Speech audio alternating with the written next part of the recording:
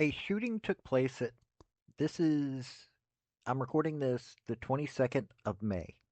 So anybody that watches this after the 22nd of May, on the 21st of May, a person by the name of Elias Rodriguez walked up after you're going to hear all this from the chief of police of DC, walked up and targeted two people that turned out to be staffers of the Israeli embassy.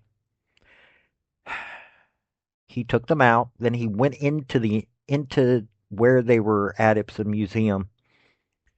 Well, this is a guy. His name is Elias Rodriguez. So yes, he shouted "Free, free Palestine." This guy is. He's known for his activism with the Party for Socialism and Liberation and his involvement with the Black Lives Matter. Um, He participated in a protest outside then Chicago Mayor Rahm Emanuel's residence, organized by groups including the People's Congress of Resistance, Answer Chicago, and Black Lives Matter Women of Faith. During the demonstration, which marked the anniversary of Laquan McDonald's murder, Chicago police, Rodriguez argued that the city's bid to host an Amazon headquarters and the police killing were interconnected issues, talking about systemic racism and economic inequality. Really? But let's let you hear. I've got three clips here from. I cut down a 25-minute thing. So the first clip is going to be from the chief of police of Washington, D.C., explaining exactly what happened. The next is from the ambassador of Israel that is going to describe the couple that were taken out by this moron. And the last clip that I'm going to play before I come back to you is a witness clip. It's kind of disturbing. She didn't get to see the actual taking out, but she actually interacted with this fella. So let's get into this. Howdy, y'all. This is Paul, the Redneck Thinker. What we have here is a channel to communicate. I want you folks to be thinking by the time you leave my videos. Why? Because I'm tired of people talking via what other people tell them to think. So, watch my video and enjoy the chance to think for yourself. Mayor, I'm Chief Pamela A. Smith, Chief of Police for the Metropolitan Police Department, and I'll start by expressing my sincere condolences to both of the victims and the families, and also the attendees tonight at the Capitol Jewish Museum. At approximately 9:08 p.m. tonight, we received multiple calls for a shooting in the area of 3rd Street and F Street Northwest. Officers located one adult male and one adult female unconscious and not breathing at the scene. DC Fire and EMS responded, and despite all life-saving efforts, both victims succumbed to their injuries. The preliminary investigation indicates that both victims were exiting an event at the Capitol Jewish Museum located in the 500 block of 3rd Street Northwest when the shooting occurred. We believe the shooting was committed by a single suspect who is now in custody. Prior to the shooting, the suspect was observed pacing back and forth outside of the museum. He approached a group of 4 people, produced a handgun, and opened fire, striking both of our decedents. After the shooting, the suspect then entered the museum and was detained by event security. Once in handcuffs, the suspect identified where he discarded the weapon, and that weapon has been recovered, and he implied that he committed the offense. The suspect chanted, "Free, free Palestine," while in custody. The suspect has been tentatively identified as 30-year-old Elias Rodriguez of Chicago, Illinois. Our MPD case detectives are leading this investigation. I will now turn it over. The couple that was gunned down tonight in the name of Free Palestine. It's a young couple about to be engaged. The young man purchased a ring this week with the intention of proposing to his girlfriend next week in Jerusalem. They were a beautiful couple who came to enjoy an evening in Washington's Cultural Center.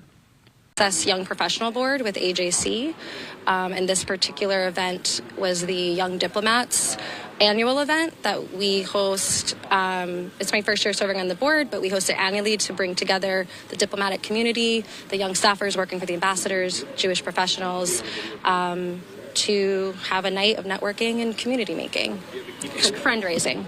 If you can, explain what happened, please. I did not hear the shots. I was on the third floor. The exhibits were open for us, which was lovely. I was visiting the curated, rotating LGBTQA exhibit. And then at 9 o'clock, they needed to shut down the exhibit. So I make my way down in the elevator. At that point, there was some frenzy and some commotion. The security started locking the doors. And a friend of mine said they let someone in off the street. They probably shouldn't have. You know, we don't know if that was the perpetrator or a bystander, what's going on. Which I didn't witness him being let in. I was in the elevator at the time. But I did see whom I believe is the perpetrator. Again, I did not see the shooting. He seemed very distressed, so I assumed he was a witness to it, and I offered him water. He said yes. I went to get him water. The moment I handed him the glass of water, he then whipped out a red Jordanian kufiya and said "Free Palestine." And then the security ran in, subdued him. I mean, they didn't tackle him, but they got him outside. And I never saw a weapon, but I'm now hearing reports that 2 people were shot and killed. And so I'm just grateful that more lives weren't lost. I'm sorry for the lives that were lost. The family members of the lives were lost. I feel guilty that the people were only here on account of our event. I'm confused as to how, of all the people he could have picked, he found the Israeli embassy workers. It's clearly a targeted anti-Semitic attack, like you're coming to a Jewish museum. Ironically, we gathered together to hear from a coalition of organizations, whom I won't be specific as to whom they are. They wanted to be off the record, but they were doing work of peace building and bridge building. And so it's deeply upsetting if he only knew why we were all gathered there in support of building, at some point, a better future for the MENA, Middle Eastern, North African region. Jojo, I want to make sure I get this right, but you believe that you were trying to help a stranger who later turned out to be the person responsible for this tragedy. Correct. Yeah, I handed him water. I've never interacted with the murderer. This is despicable. I mean, member of Black Lives Matter and Party for Socialism and Liberation.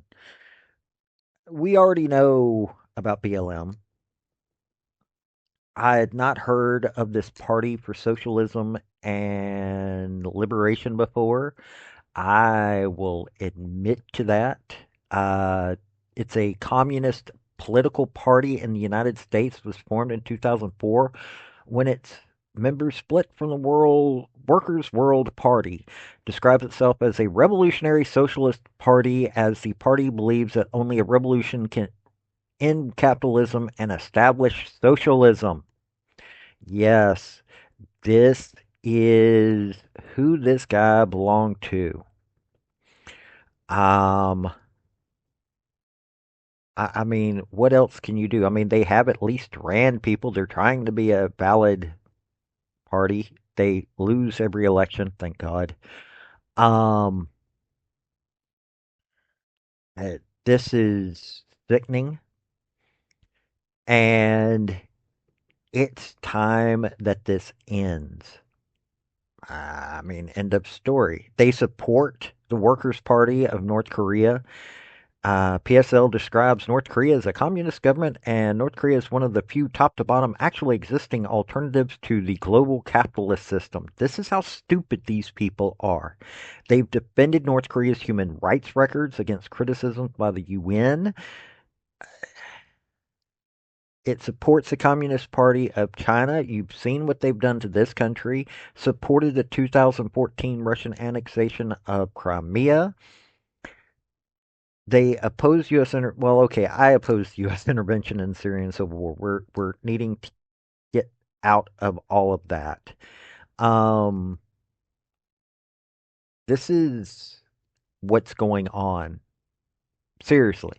This is the kind of person that does these kinds of acts, and it's time that we put an end to this stupidity. Now, am I saying go after this PSL the Party for Socialism and Liberation. Well, uh, well, they're claiming that he's not a member. He had a brief association with one branch of the PSL that ended in 2017. They're claiming they haven't had any contact with him for 7 years, but you know, this is even without him, they're a pretty radical organization. So I'm sure that BLM is probably saying the same thing right now, but you know, this is what's happening right now in the world. So this has been Paul, the Redneck Thinker. My heart goes out to the family of those staff members.